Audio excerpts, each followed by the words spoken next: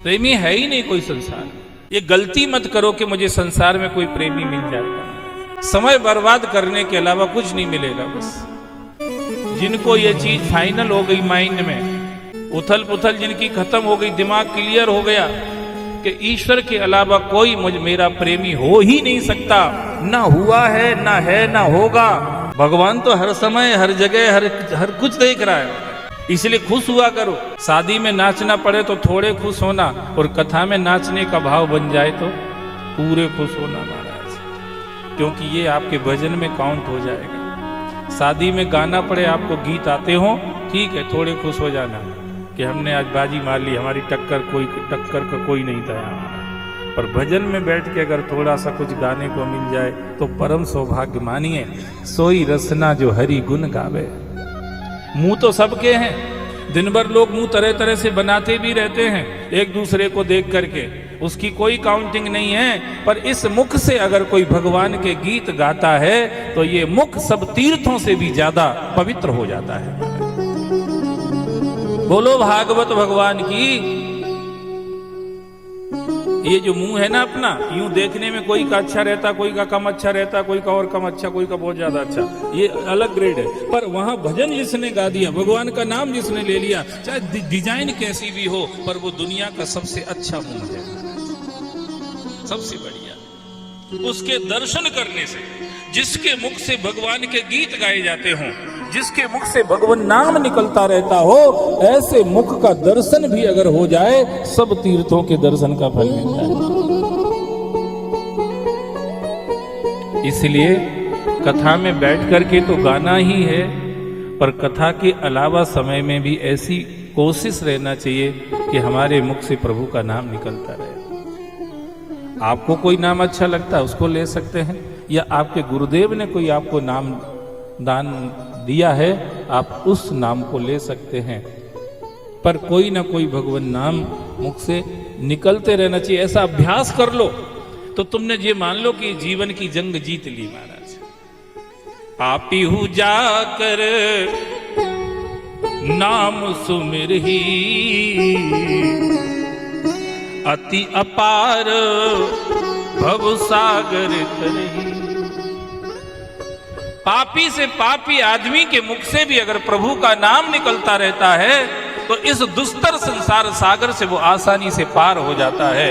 आप हमको शास्त्रों की इन बात पर भरोसा एक बार करके देख लो यार। दुनिया पे तो तुमने अनेक जन्मों से भरोसा किया है, एक बार भगवान पर, शास्त्रों की वाणी पर भरोसा करके देख लीजिए, आपका भला होगा महाराज, आपका हित होगा।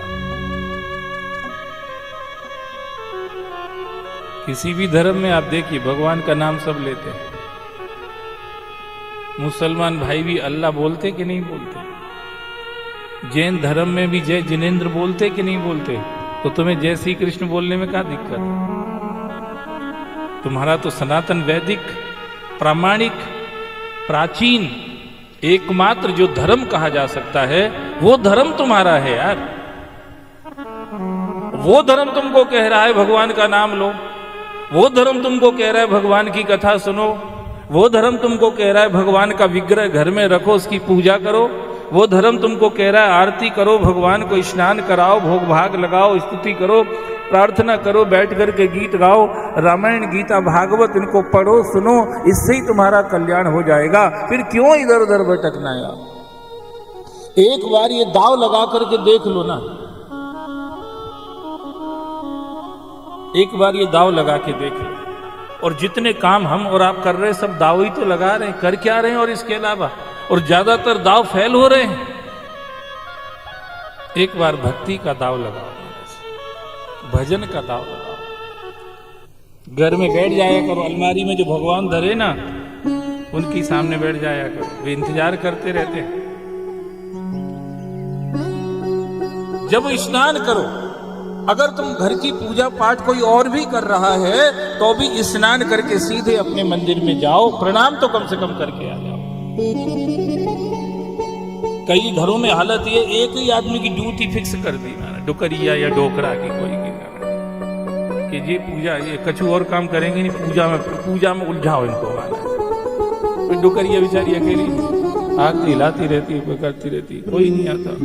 गरुड़ घंटी भी खुद ही बजाएगी, नहीं आती। अरे घर की छोड़ो, मंदिरों में ये अकेले बेचारे पुजारी लगे रहते हैं। पता नहीं कौन सी प्रोग्रेस में हम लोग लगे हुए हैं, कोई विचार ही करने को तैयार नहीं। बेचारे भगवान घर में तुम्हारे बैठे इंतजार कर रहे कि यार इसने नहा भी लिया नहीं, इधर जा रहा नहीं, उधर जा रहा नहीं, इधर आ ही नहीं रहा है। अगर इधर आ जाता तो प्रणामो दुख समनस्तम तम नमामि हरिम परम।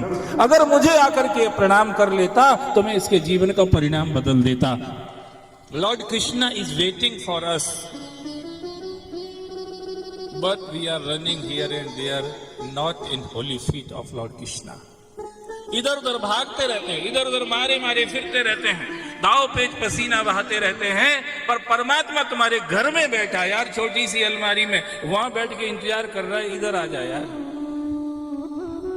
इधर एक बार आके मुझे प्रणाम कर ले, मैं तुझे वचन दे रहा हूं, तुम्हारे सारे दुखों का समन में धीरे धीरे करता रहूंगा। आप सबसे प्रार्थना करूं, जितने लोग आज कथा में बैठे हो, सुबह से ये नियम पक्का कर लो, नहा के आरती पूजा और कोई कर रहा कोई बात नहीं, हम एक बार प्रणाम जरूर करेंगे अपने घर की मंदिर। मैं नहीं कह रहा कि महाकाल घर, हर घर में महाकाल ही है। महाकाल के अलावा उज्जैन में सत्ता किसकी हो सकती है? हर घर में हर मूर्ति में महाकाल ही बैठा हुआ है। आप प्रणाम कर लीजिए, इतना तो कम से कम कर। घर से बाहर जाते हो भगवान को प्रणाम करके जाओ, घर में लौट करके आते हो सुरक्षित आ गए हो, सब तरह से सुरक्षित आ गए हो, हाथ पांव धो के थोड़ा कुल्ला करके भगवान के वहां माथा टेक दोगे, प्रभु हम दुनियादारी में गए तो थे, जरूरी थी इसलिए, पर सुरक्षित लौट के आ गए, ये भी आपकी कृपा का ही परिणाम है। नहीं तो जने कहाँ उलझ जाते, कहाँ फंस जाते, कहाँ अटक जाते, पता नहीं कहाँ कोई दिक्कत आ जाती, पर सब कुछ ठीक चल रहा है, ये आपकी कृपा का। कनेक्शन रखिए, जोड़ के रखो भगवान से अपने आप को, इसी में भलाई है।